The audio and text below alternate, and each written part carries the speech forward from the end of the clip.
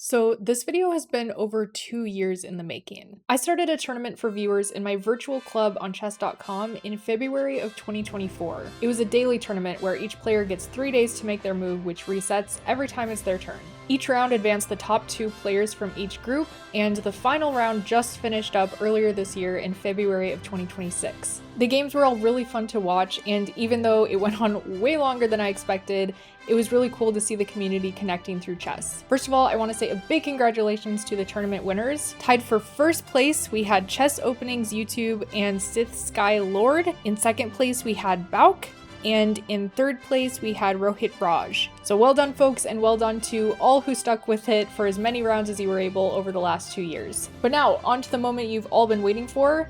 All participants were invited to submit for some special award categories. We narrowed down the submissions, we had a vote, and now, finally, I am proud to present to you the winners of the Daily Tournament Awards. So our first category is the Coolest Move Award, which is a winning move that is hard to find, a brilliant move, etc. Everybody who submitted did submit a brilliant move as denotated by chess.com, and there were some amazing moves that you guys found in these daily games, but the one that came out on top in this award category, we are awarding the Coolest Move Award to Boy Shack, longtime supporter of the channel, so congratulations. In this position, Black sacrificed the rook on c2, and after the king took back, I just have to show this other line because I was like, well, what if the bishop took back? Then we have this awesome move d3. And if the bishop takes, which seems like the obvious move, well, this pawn move has opened up for our bishop and our queen to both be looking at this square. We take this, and it's a mate in 7. We basically just like bring the rook over here and checkmate them like a ladder, which is just crazy that it can happen that way.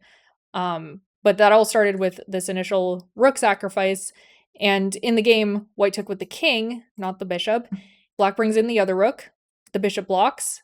And we have a double rook sacrifice. So this is actually 2 coolest moves, I would say. And after the pawn took the rook back, we have this move b3, checking the king. The king is forced to move away from the defense of the bishop. Queen takes the bishop, and there's no way to stop checkmate, which is crazy. The knight is covering this square. The pawn is covering this square. The queen is covering this square, and this square, and this square, and this square. And this is the one they have to be worried about. And there's just no way to stop it. Like if you go here, the queen takes. If you go here, the queen takes.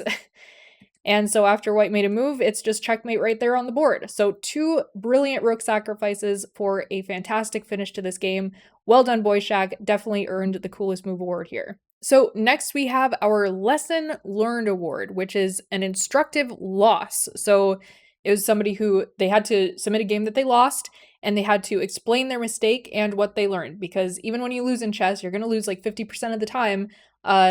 The best thing to improve is to actually learn from your losses. And that's exactly what our winner did. This actually goes to the 3rd place winner of the entire tournament, Rohit Raj. And he said that in this game, he learned a lesson on the power of passed pawns because the final position is drawn despite a huge material advantage, which is great foreshadowing to what is really a super interesting endgame. I've been studying endgames lately, and I did a deep dive into this one last night because I was like, what in the world is going on? So let me first get us to a position a little bit later in the game where this starts to come into play. So okay, right around here, we've just liquidated into a rook endgame, and these are obviously incredibly complicated, but the advantage that black has is that there's this passed pawn that's going to start running. But later in the game, you'll see that the tables kind of turn, and white is the one who ends up with a passed pawn. It's a crazy game. Let's just kind of start walking through it. White blocks the passing of this pawn with their rook. Black comes over and attempts to threaten back rank mate. White does not allow this, moving the rook up to defend this passed pawn, and then both players start kind of moving their kings in. So all good so far, right? We're activating our kings. The rook comes back to prevent this pawn from moving forward. King comes up to defend, or to, attack the rook. Rook moves back. And now, first of all, the thing that I was just like begging for throughout this game is, first of all, pushing this pawn forward. And then second of all, moving this rook up to further cut off the king from moving forward at all. And neither of these things happened until later in the game, if at all. So that was like the one like strategic thing where I was like, okay, we gotta push our passed pawn. This is like the one advantage we have, and it's so close. It's so much closer than any of White's passed pawns, and we gotta take advantage of that as soon as possible, and also continue to like cut off the king. But Black has a different plan, which is to continue advancing their king by pushing this a pawn forward, actually sacrificing the a pawn with the idea that if this pawn takes, then you're able to like move your king up and continue to attack the rook and move, you know, the king up even further, and just basically use your king as an escort for this pawn to get all the way to the end of the board. So I see the vision. I do see the vision here. Now White starts making some threats on the other side of the board to make some kind of a pawn breakthrough of their own. Of course, Black is able to just take this, which he does. The rook checks, the king moves forward, still, you know, being very active in this spot. So Black is totally winning here, by the way. White rook takes the pawn. And again, I'm just begging for this move to be played because these pawns are exactly where they are, it's going to force the king to go backwards, and that's just continuing to help us to move this pawn forward. As soon as obviously the king moves out of the way, but I really wanted this move to be played, and it just like never was. But okay, the king attacks the rook moves back, you want to go behind the pawns, and d3, pawn starts marching forward. But now White's got some counterplay because suddenly they're threatening to take this, and if we take this one first with check, it's not defending our rook anymore. So there's like some weird like endgame tactics happening over here. And this is actually where the game starts to switch more to a draw. This is the blunder of the game, supposedly. Which I had to, like I said, I had to sit here for so long and think about it because I was like, well, this makes total sense. You're like putting your rook behind the passed pawn. Like if this rook comes and checks, you just kind of run and hide over here, and then this pawn will start marching, right? Makes total sense. But the problem is all of this counterplay over here, suddenly White's pawns are getting closer and closer to our side of the board and to their own promotion, and ours is still sitting on the third rank. So White takes on g6. You know, it's kind of hard to stop this pawn now. It's getting pretty close to the end. So Black moves the king forward, just trying to make sure that this pawn's going to have some protection as it marches on. And the king attacks the rook. Now Black is winning again, by the way. The pawn is able to move forward because if they take our rook, then we promote and get a queen. So White gives this check. King moves. Check again. King goes to the corner. There's no more checks. So White king takes the rook and we promote with the queen, just like I said. But now is where it's important to be super accurate, and I should say it's very difficult to be super accurate because in these like queen versus rook endgames, or even like queen versus queen endgames, a lot of it is about finding like the exact right squares to check your opponent's king in order to like force them onto a square that they don't want to be on, that will allow you to like win their rook or something, or win a pawn with check, so that you're not giving them a chance to continue advancing their extra pawns forward. And this move that Black plays next is actually the one that brings the evaluation back down to a draw. And of course, in these positions, it's like, you wouldn't know that unless you're looking at the evaluation. But the idea is that you're not taking with check.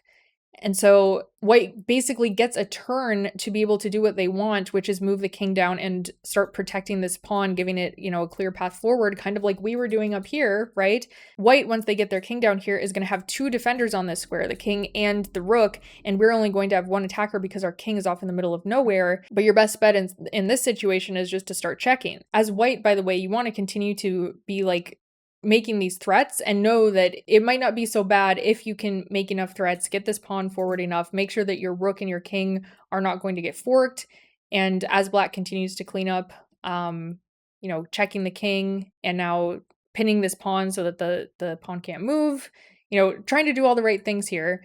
King moves up, pawn moves up, and now this rook gets in, check. And the rook gets behind the pawn. And now suddenly Black is winning again, by the way. And here's just a sample line of what could have happened in the game if Black were to go queen c5. If the rook moves like down here to protect the pawn, we can push the pawn. If White pushes their pawn, we can give this check. And if they go like further down to continue like protecting this pawn, then we have this check, winning the rook.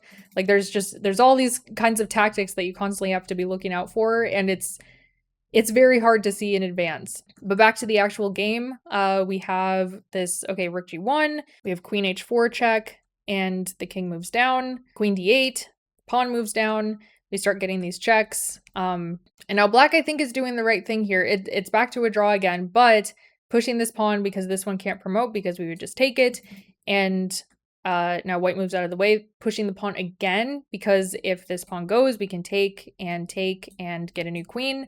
And queen versus rook is still probably a draw, but you really have to know what you're doing with both sides. So, I mean, this is like a totally fine way to do it. But just a few more moves here. The rook blocks the pawn. The queen comes up with a check. And I think his opponent timed out in this position, but it is a draw, which is the lesson that Rohit said that he learned, is that even though there's a massive material advantage, like the queen versus the rook, it's like these endgames are so tricky as far as when these passed pawns get really far advanced. The material count is like, it's not even real anymore. Like it doesn't mean anything. And like, even though this exact position is forcing the king to go onto a light square where we can then check and win the rook, it's still a draw, because after the king moves and we take, they promote with check.